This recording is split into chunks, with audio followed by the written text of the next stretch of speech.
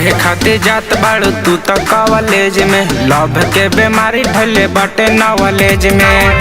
अच्छा फूल जवानिया के रखन तू झाँप के।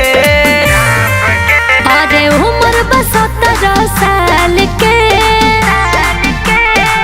बानी लाली पॉप खा लो चाप के। उम्र बस 17 साल के, अरे बानी लाली पॉप खा लो चाप के।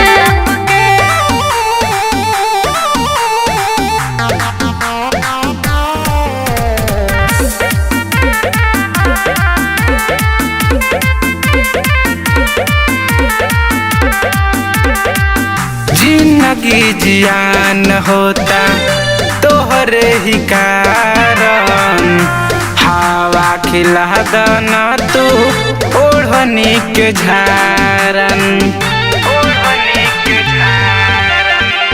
मस्त ये जवानी कुरा कुरा बा, खाई के देखो छोला भटूरा बा। खाए के पड़ी दवाई हमर हाफ के।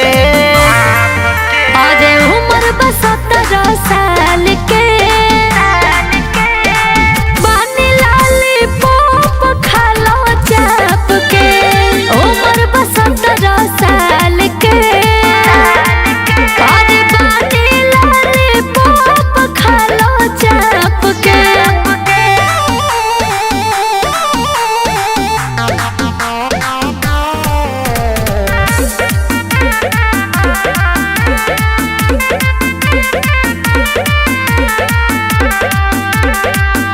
प्यारे के हमर एहसान रखी हा,